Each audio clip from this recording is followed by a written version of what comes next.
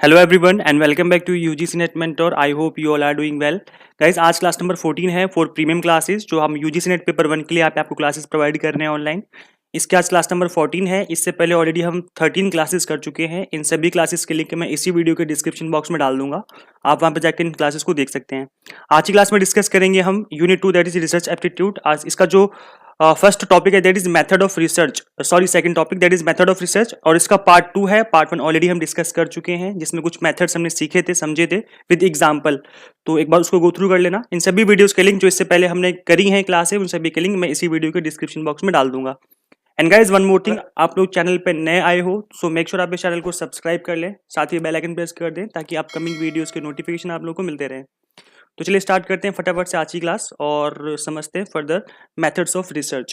So methods of research जो है काफ़ी सारे होते हैं, बट आपके जो यूजीसी नेट सिलेबस में है हमें उनको ज़्यादा फोकस करके पढ़ना है।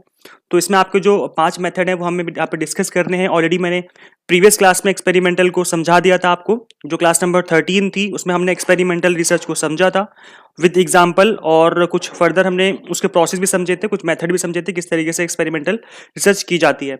आज की क्लास में डिस्कस करेंगे हम descriptive research and historical research. आज की क्लास में ये दो टॉपिक डिस्कस करेंगे, दो मेथड जो है डिस्कस करेंगे, और नेक्स्ट क्लास में हम qualitative and quantitative method discuss करेंगे। सो चलिए स्टार्ट करते हैं और समझते हैं सबसे पहले कि डिस्क्रिप्टिव रिसर्च होती क्या है। Okay, so what is descriptive research? Descriptive research is a type of research that describes a population, situation or phenomena that is being studied. It focuses on answering the how, what, when and where questions if a research problem rather than why. Descriptive research के अंदर हम describe करते हैं problem को, जो भी problem है, जो भी पॉपुलेशन है जिसका आप स्टडी करने जा रहे हो, जो भी सिचुएशन है उसको आपको डिस्क्राइब करना है, तभी तो डिस्क्रिप्टिव रिसर्च है। डिस्क्राइब करना है सिंपल, आपकी जो प्रॉब्लम है जिसके ऊपर भी आप रिसर्च करने जा रहे हो उसको सिंपल आपको डिस्क्राइब करना है इस रिसर्च के अंडर। देन इसका जो फोकस होता है इस रिसर्च का वो इन चीजों पे आंसर करने का होता है कि चीज कैसे है, क्या है, कब हुई और कहाँ हुई, ठीक है, ना कि क्यों हुई। यहाँ पर जो रीजन है ना वो हम जो है उस पर फोकस ना करके हम उसको डिस्क्राइब करने की कोशिश करते हैं कि चीज कैसे है, क्या है, क्यों है और कब हुई, ठीक है।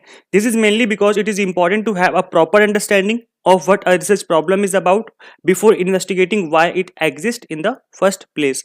तो सबसे पहले किसी भी चीज के बारे में समझना जरूरी है कि वहां पर जो वो चीजें हैं वो ऐसा क्या है वहां पर, ठीक है। जो भी आपकी रिसर्च प्रॉब्लम है वहां पे क्या है जिसके ऊपर आप रिसर्च करने जा रहे हो, पॉपुलेशन जो है वो किस चीज से रिलेटेड है, क्या है, उसको समझना बहुत जरूरी है। इसलिए यहाँ पर पहले हम डिस्क्राइब करते हैं अपनी रिसर्च प्रॉब्लम को अच्छे से, देन उसके बाद हम वाई वाले चीज पे जाते हैं। For example, an investor considering an investment in stock market needs to understand what the current state of the market is। यहाँ पर एग्जांपल जो दिया है मैंने वो इससे आपको अच्छे समझ में आ जाएगी। सपोज आप एक इन्वेस्टर हो जो आप इन्वेस्टमेंट करना चाहते हो स्टॉक मार्केट में, तो सबसे पहले आप क्या देखोगे? सबसे पहले आप ये नहीं देखोगे कि मार्केट क्यों चेंज हो रही है, सबसे पहले आप देखोगे कि मार्केट है क्या, मार्केट कैसे काम करती है। सबसे पहले आप इस चीज पे रिसर्च करोगे। So how it changes, market किस तरीके से चेंज होती है, इंक्रीज डिक्रीज कैसे होती है, and wait when it change, ये कब चेंज होती है, टाइम ऑफ द ईयर मतलब किस मंथ में ज्यादा ऊपर नीचे होती है, before asking for the why, जो रीजन है उसके, मतलब आप यहाँ पर जो रिसर्च कर रहे हो वो क्या करना जानना चाहते हो कि यहाँ पर जो मार्केट वो किस तरीके से काम करती है, कैसी मार्केट है, इंक्रीज डिक्रीज कब होती है, मतलब आप उसके बारे में कंप्लीटली इन्वेस्टिगेशन करना चाहते हो, उसके डिस्क्रिप्शन को समझना चाहते हो। This is where descriptive research comes in. तो हम सबसे पहले समझते हैं कि चीजें कैसे हो रही हैं, देन उसके बाद समझते हैं कि क्यों हो रही हैं। Okay, so 3 basic types of descriptive research method. तो ऐसे कौन कौन से मेथड हैं जिसको हम यूज करके डिस्क्रिप्टिव रिसर्च करते हैं? So first method is observational method, second one is case study method and third one is survey method. तीनों मेथड काफी इजी हैं और आई थिंक सभी ने इसके बारे में सुना ही होगा। तो चलिए जल्दी से फटाफट से इनको समझ लेते हैं और फर्दर आगे डिस्कस करते हैं। ओके, सो फर्स्ट मेथड क्या था आपका? Observational method. इसको आपको नाम से पता चल रहा होगा कि आपको चीजें ऑब्जर्व करनी है। With the observational method sometime refer to as the field observation, animal and human behaviour, या जो भी आपका स्टडी एरिया ऑफ स्टडी है उसके बिहेवियर को इज क्लोजली ऑब्जर्व, उसको हम कंप्लीटली अच्छे से ऑब्जर्व करते हैं। There are 2 main categories of the observational method, naturalistic observation and laboratory observation. अब यहाँ पर जो ऑब्जर्वेशन हम करते हैं, जो आपकी पॉपुलेशन है, जो भी आपकी प्रॉब्लम है, उसको आपको ऑब्जर्व करना है कि वो चीजें क्या हैं, कैसे हो रही हैं, ठीक है। तो इसके ऑब्जर्व करने के 2 तरीके हैं, या तो आप नेचुरलिस्टिक करो, मतलब जिस तरीके से चीजें हो रही हैं ऑटोमेटिकली उसको आप खड़े होकर के देखो कि भाई क्या हो रहा है। जैसे पानी बह रहा है, नदी में पानी बह रहा है तो नेचुरली बहता ही जाता है, ठीक है। आप उसको ऑब्जर्व कर रहे हो कि पानी किस तरीके से बहता है, दैट इज नेचुरलिस्टिक ऑब्जर्वेशन। और लेबोरेटरी ऑब्जर्वेशन क्या होगा कि आप इस पानी को उठा करके लेके आए लैब में, और लैब में इस तरीके से आपने स्लाइड बना दी है और उसके ऊपर पानी छोड़ दिया है, तो पानी वहां भी बह के नीचे आएगा। This is laboratory observation. तो वहां पे भी आपको आप क्या चेक करोगे कि पानी कैसे बहता है। तो आपको दो तरीके होते हैं चेक करने के, ऑब्जर्व करने के। तो नेचुरली होता है कि जो भी नेचुरली हो रहा है उसको आप ऑब्जर्व कर लो, या फिर आप उसको कंट्रोल्ड वे में करो जिस तरीके से आप चाहते हो, लेबोरेटरी में ला करके भी उसको ऑब्जर्व किया जा सकता है। Okay, now the biggest advantage of the naturalistic method of research is that researcher view participants in their natural environment. सबसे अच्छा जो होता है नेचुरलिस्टिक जो आपका ऑब्जर्वेशनल मेथड है, इसका सबसे बड़ा एडवांटेज यही है कि जो चीजें हैं वो ऑटोमेटिकली होती हैं, नेचुरली होती हैं। ठीक है, नेचुरल इन्वायरमेंट में अपने आप से चीजें होती हैं और उसका जो रिजल्ट है वो नेचुरली आपको समझ में आता है कि हाँ ये चीजें इस तरीके से हो रही हैं।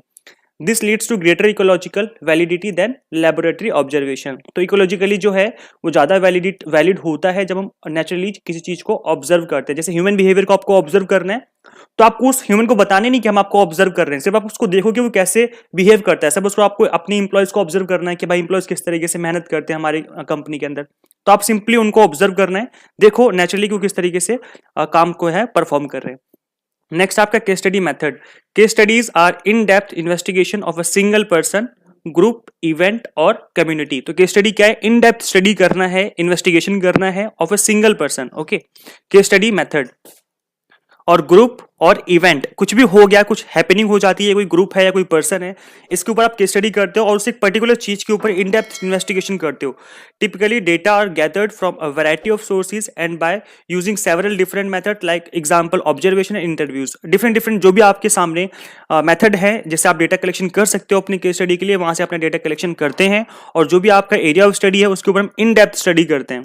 ठीक है, तो उसको क्या कहते हैं? Case study method. So I think सबको समझ में आ गया होगा केस स्टडी मेथड क्या होता है, बहुत इजी है।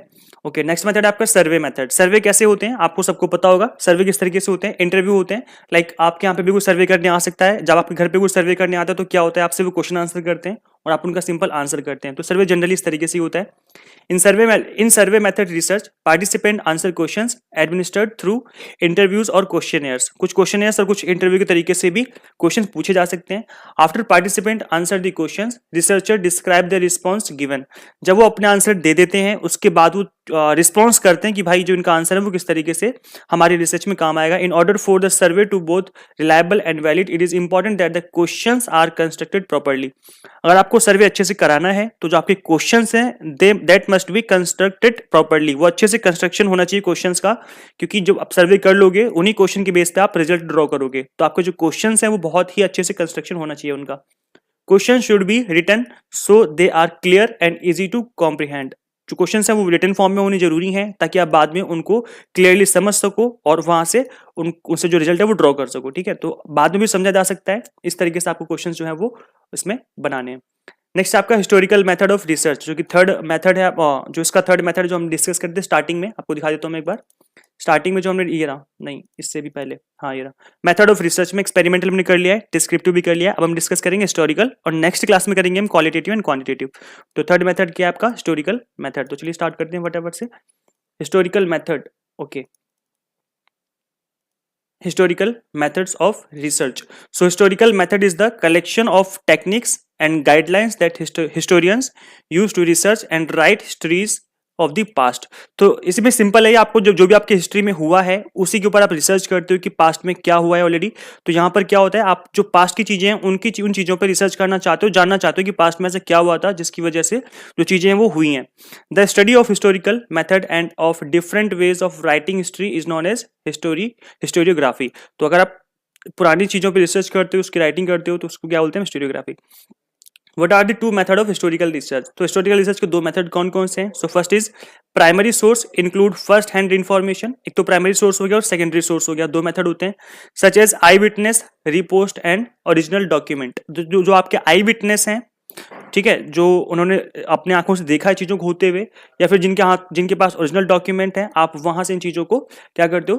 अपनी स्टडी करते हो। That is primary sources. और नेक्स्ट क्या है? Secondary sources include second hand information such as description of an event by someone other than eye witness. तो आई विटनेस वहां पे नहीं था, बट किसी ने उस चीज को सुना है किसी आई विटनेस के थ्रू, और जिस पर्सन ने सुना था उसके थ्रू अगर वो हमारी अप्रोच में है तो उसके थ्रू भी हम जान सकते हैं कि चीजें कैसे हुई थी। और a text book authors explanation of an event और थियोरी। तो और किसी ऑथर ने एक्सप्लेनेशन दिया है किसी इवेंट का, किसी चीज का, तो उसके थ्रू भी अपने इन्वेस्टिगेशन जो है कर सकते हैं, रिसर्च कर सकते हैं, क्योंकि वहां से भी डेटा आपको मिल जाएगा, उसके बारे में इंफॉर्मेशन मिल जाएगी। अब पर्पस क्या होता है हिस्टोरिकल रिसर्च का, क्यों की जाती है हिस्टोरिकल रिसर्च, तो इसको समझ लेते हैं। The purpose of historical research is to gain a clear understanding of the impact of the past on the present and future events related to the life process. तो पास्ट की चीजों को जानना इसलिए जरूरी है क्योंकि आप जानना चाहते हो जो लाइफ प्रोसेस वो किस तरीके से काम करता है, और कहीं ना कहीं जो पास्ट में इवेंट होते हैं उसका कहीं ना कहीं रिलेशन होता है आने वाले टाइम में, जो चीजें पास्ट में हो रखी हैं। It involves detail analysis of what has been written और done is used to describe, explain और इंटरप्रेट दीज इवेंट्स। तो जो चीजें ऑलरेडी हो चुकी हैं, जो कहीं ना कहीं डिस्क्राइब हो रखी हैं, एक्सप्लेन की गई हैं, उनका इंटरप्रिटेशन करके आप समझना चाहते हो चीजों को कि जो फर्दर आगे आने वाली लाइफ में क्या क्या पॉसिबिलिटी है होने की और किस तरीके से चीजें जो होती हैं। ठीक है, तो इस तरीके से रिसर्च की जाती है। आई होप सबको क्लियर हो गया होगा। और गाइज कमेंट करके जरूर बताया करो आप लोग कि आपको वीडियो लेक्चर्स कैसे लगते हैं, बिकॉज आपके कमेंट सेक्शन से ही, आपके कमेंट करने से ही हमें फर्दर मोटिवेशन मिलती है आपके लिए वीडियो लेक्चर्स क्रिएट करने में। और गाइज ज्यादा से ज्यादा आपको शेयर करना है वीडियोस को, ताकि सभी की हेल्प हो। जैसे मैंने आपको पढ़ा के आपको हेल्प की है, ऐसे ही आपको जितने भी यूजीसी नेट या सेट की प्रिपरेशन कर रहे हैं स्टूडेंट्स, उनको इस वीडियो को शेयर करना है ताकि उनकी भी हेल्प हो सके और वो भी चीजों को समझ सकें। Okay, so guys how to qualify UGC NET in first attempt. So in order to score good marks you need to do target based study. Target based study से क्या मतलब है कि जो आपके सिलेबस में मेंशन है टॉपिक, उन टॉपिक को आपको अच्छे से डिटेल में पढ़ना है, डिटेल में करना है। जैसे हमने अभी डिस्कस किया है वीडियोस में, तो मैंने यूनिट वाइज कंप्लीट नोट्स आपके लिए प्रिपेयर किए हैं। पेपर 1 की बात कर रहा हूं मैं। पेपर 1 में आपके कंप्लीट नोट्स जो हैं वो यूनिट वाइज हर एक टॉपिक को हमने कवर किया है। यूनिट वाइज इंपॉर्टेंट एमसीक्यूज भी हैं, प्लस प्रीवियस ईयर के पेपर है with solution. So this is complete bundle for paper 1।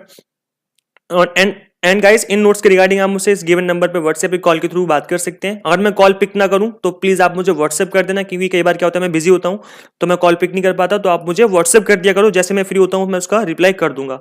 और गाइज वन मोर थिंग, अगर आपको इस बार जून वाले अटेम्प्ट में निकालना है नेट या जेआरएफ, तो गाइज मेरी क्लासे अटेंड कर लो और मेरे नोट्स ले लो, इन दोनों का कॉम्बिनेशन बना लो। और गाइज मैं गारंटी दे रहा हूं, 100% गारंटी है कि आपका जो नेट या जेआरएफ जिस भी चीज को आप एम कर रहे हो वो 100% क्वालिफाई हो जाएगा। सिर्फ क्लासेस से कुछ नहीं होने वाला, सिर्फ नोट से कुछ नहीं होने वाला। अगर आप दोनों को मर्ज कर दोगे तो डेफिनेटली आप इस एग्जाम में अच्छा स्कोर कर पाओगे पेपर 1 में, क्योंकि यहां पर हम आपकी वीडियो लेक्चर में आपके कंसेप्ट क्लियर कर देंगे और नोट्स के थ्रू आपकी कंप्लीट स्टडी हो जाएगी। ठीक है, तो इस तरीके से आप अपना जो एग्जाम है वो फर्स्ट अटेम्प्ट में क्वालिफाई कर सकते हैं। दिस इज माय स्ट्रेटेजी, जो कि आप लोगों के लिए है। अगर आप चाहें तो इस चीज को अपना सकते हैं। So guys, finally thank you for watching this video. Share this video with all UGC NET aspirants. Subscribe for UGC updates and assistant professor job updates. So guys, video कैसे लगी आप लोग मुझे जरूर बताना, और आप लोगों का जो फीडबैक होता है मेरे लिए बहुत इंपॉर्टेंट होता है, बहुत ही वैल्यूएबल होता है। आप लोगों के फीडबैक से ही मुझे फर्दर मोटिवेशन मिलती है वीडियोस बनाने में। सो गाइस, आज की वीडियो में इतना ही, मिलते हैं नेक्स्ट वीडियो में। Till then keep watching UGC NET mentor. Thank you so much.